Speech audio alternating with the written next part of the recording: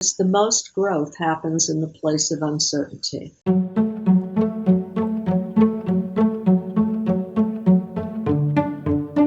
How can we help clients who become stuck from an uncertainty about life? When we experience loss, it can lead us into a place of stuckness. We become uncertain and fearful of what we don't know, and this can keep us from moving forward. But Dr. Joan Borysenko, a Harvard-trained biologist and author of multiple books, believes that this is a place where real change happens. Well, it's a certain reframe of uncertainty. So, Ruth, you know that I'm very fond of the rite of passage and using this with clients to say, okay, a bad thing happens, you're separated from life as you know it, you just lost all your money or got a divorce or was told you had an illness and your life is different. Then you go into the time of uncertainty. There is a time, it was the great anthropologist Victor Turner called it the time between no longer and not yet. The old has faded away, the new has yet to come. And then the third part of this is you move out of uncertainty into a phase of life called the return. You were separated, but now you return to your community. You have new skills, you have new strengths, you have new things to share. So first, I give that to clients as a framework.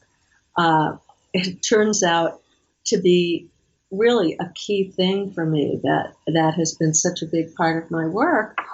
And mostly we're all in that place between no longer and not yet at some place in our life. And maybe it's a place where you've been stuck. Something happened, you couldn't make the return. You're kind of wandering in the wilderness of uncertainty. And the idea is for a client to come to realize what's absolutely the case, and that is the most growth happens in the place of uncertainty. I remember there's a great wisdom figure that my husband and I interviewed for a book we were doing called Your Soul's Compass. We're interviewing religious figures, male and females from different traditions. And this is Father Thomas Keating, who's almost 90 now. And he said, life is a journey. If you think you know where you're going, you're on the wrong road because it precludes mindfulness. It precludes being in the moment and paying attention to what's emergent and learning how to co-create with that.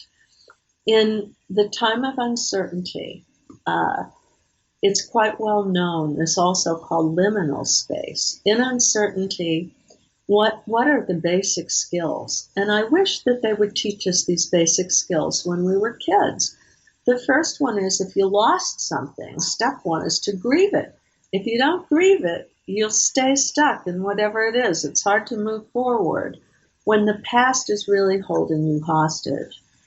After that, you need, in a time of uncertainty, to find mentors. And it's just interesting as a societal thing. We are really in uncertain times as a nation, as a globe. And what has grown up is a tremendous field of mentoring in every way, coaching about all kinds of things. And it's a time for reflection. It's also a time for tremendous patience because rushing from one thing to the next really doesn't give enough time for reflection. So I think of uncertainty as a time of being at a crossroads. And if I have somebody whose belief system includes the sacred, I would say you're at a sacred crossroads. This is the time when the old disappears and the new is yet to come.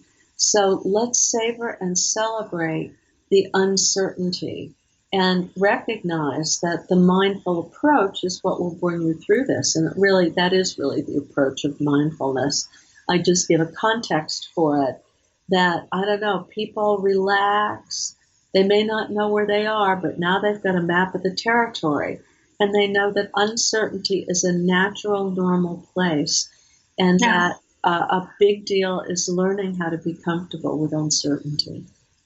As Joan said, an uncertainty about tomorrow or what our new role in it will be can keep us stuck.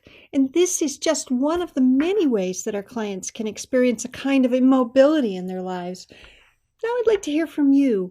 What has kept your clients stuck and how have you helped them move forward? Please leave a comment below, and thanks for watching.